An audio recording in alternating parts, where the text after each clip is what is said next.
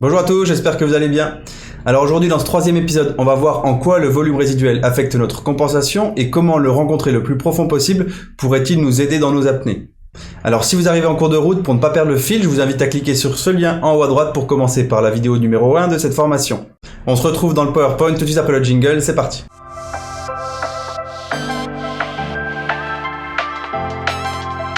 Allez, comme d'habitude, je tiens à vous rappeler que cette série de vidéos est un cours, c'est pas du divertissement. Donc si vous voulez progresser, je suis là pour vous y aider, mais pour ça, il va vous falloir une attitude proactive, ça veut dire couper le téléphone, être bien focus avec moi, prendre des notes, et sur ce, on peut attaquer. Donc vous avez probablement déjà vu cette slide quelque part, et moi ce qui m'intéresse dans cette slide, c'est qu'elle va être pour celle d'après. Donc ici, on va parler de cet humain complètement standard, qui n'est même pas un apnéiste, qui est juste un humain complètement standard. Cette personne, on va l'appeler Jacques, et Jacques a 6 litres de poumons. Et il a 1,5 de volume résiduel. On va faire un petit peu de mathématiques maintenant, je vais vous donner ma conclusion juste après ça. Alors, avant de vous donner la conclusion, je vais avoir 4 petits exercices. Pour vous, il va vous falloir mettre pause et réfléchir un petit peu. Alors avant de commencer les exercices, je vais vous rappeler un peu le contexte de la loi de Boyle-Mariotte. Ici, un ballon qui ressemble à 10 litres en surface, son volume sera divisé par 2 à 10 mètres, et donc il ressemblera à 5 litres. Son volume sera divisé par 3 à 20 mètres, il ressemblera donc à 3,3 litres. Son volume ressemblera donc à 2,5 litres puisqu'il sera divisé par 4 à 30 mètres, etc., etc. Alors, moi j'ai une question par rapport à Jacques. Ici, on a notre fameux Jacques, 6 litres de volume total et 1,5 litre de volume résiduel. À quelle profondeur notre ami Jacques va-t-il rencontrer son volume résiduel? Je vous laisse mettre pause et penser quelques secondes. Alors, si vous avez trouvé la réponse, c'était 30 mètres. Un humain donc standard va finalement rencontrer son volume résiduel aux alentours de 30 mètres. Ok? Allez, autre exemple. Cette personne-ci maintenant a 10 litres de poumons et il a 3,3 litres de volume résiduel. À quelle profondeur va-t-il rencontrer son volume résiduel? Il va bel et bien le rencontrer à 20 mètres. Allez, encore 2 exemples et je vous donne la conclusion de cette slide.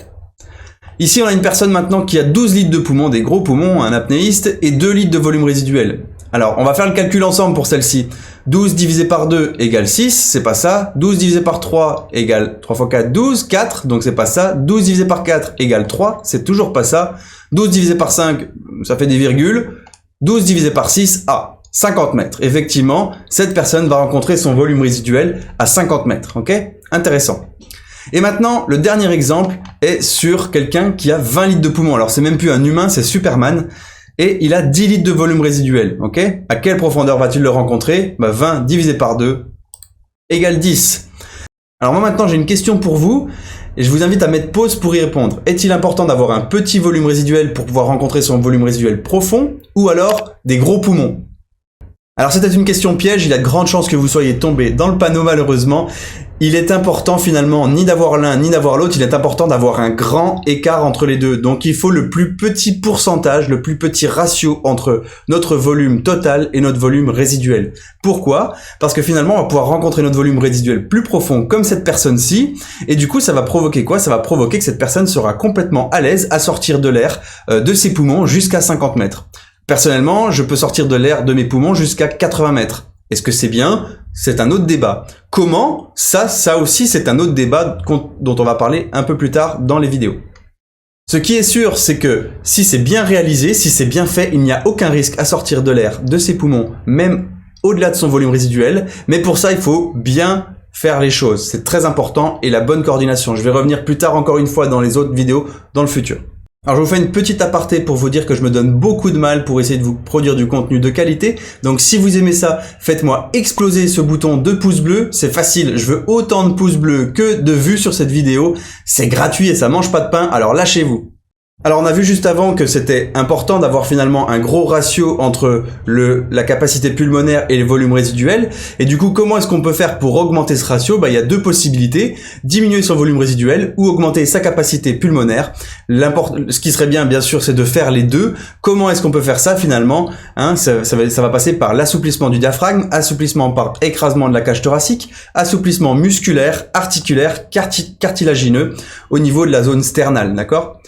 Alors pour information, je donne un cours, un workshop spécial flexibilité qu'on peut faire bien sûr online et il va se passer beaucoup dans la passivité, c'est-à-dire comme sur l'image qu'on a ici, où on va laisser la gravité faire le travail. Il y a plein de positions à faire sur ce ballon, j'en ai développé pas mal et je vous invite vivement à essayer, ou alors si vous voulez plus de contenu par rapport à ça, je pourrais vous en donner bien sûr. J'ai tout un PowerPoint qui va expliquer en détail comment est-ce qu'on fait. Donc si vous voulez plus de précision ou si vous n'êtes pas d'accord avec ce que je dis, donnez-moi vos arguments en commentaire, on en discutera avec plaisir.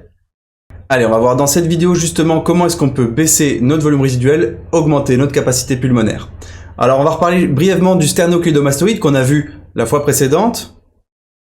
Ici ce muscle qui est connecté à l'os derrière les oreilles. Les muscles pectoraux qui vont intervenir pas mal dans la brasse et aussi dans l'immersion libre. Le diaphragme qu'on peut bien sûr assouplir à fond, et je reviens sur toutes les parties bleues qu'on peut voir ici, c'est du cartilage qu'on peut tout à fait assouplir. Ok ? Latissimus dorsi, donc les dorsaux, c'est les muscles qui vont être les premiers qui vont tirer sur la corde quand on fait de l'immersion libre et qui vont être bien sûr responsables de l'ouverture de la cage thoracique, et donc pour prendre plus d'air, ils sont intéressants à travailler. On peut voir un petit peu maintenant comment ça se passe pour l'ouverture de la cage quand on respire. Donc voici toutes les parties qu'on doit pouvoir assouplir afin de pouvoir accepter mieux la pression de la profondeur, pouvoir réduire notre volume résiduel ou alors prendre plus d'air avant de partir. Alors certaines personnes vont me dire oui mais mes poumons ils peuvent pas grandir. Effectivement c'est vrai, les poumons ils sont déjà formés depuis qu'on a quelque chose comme 18 ans, c'est terminé, ils ne grandissent plus. Cela dit c'est la boîte qui est autour qu'on peut assouplir pour permettre à nos poumons qui sont des tissus mous de prendre plus d'air, d'être plus libres en fait de leur mouvement simplement. Dans le prochain épisode, on va voir que tout le monde rencontre très souvent des limites de compensation aux mêmes profondeurs et on va voir pourquoi. Ensuite, on abordera précisément les 4 grandes étapes de la compensation en Frenzel auxquelles chaque humain doit se soumettre pour descendre en apnée. Alors pour ne pas manquer les futures vidéos qui seront super importantes, pensez à vous abonner pour être averti quand elles sortiront. C'est par là que ça se passe. Vous pouvez également réserver votre formation complète avec moi et aller plus loin dans votre confort sous l'eau et briser toutes vos barrières de compensation. Vous pouvez également soutenir mon travail sur Tipeee, je vous ai mis le lien en bas de la vidéo. En plus, j'offre des récompenses cool pour les donateurs. Sur ces mots se termine cette vidéo. Merci pour votre temps, on se retrouve lundi prochain à 18 h pour aller encore plus loin dans la compensation. Au revoir.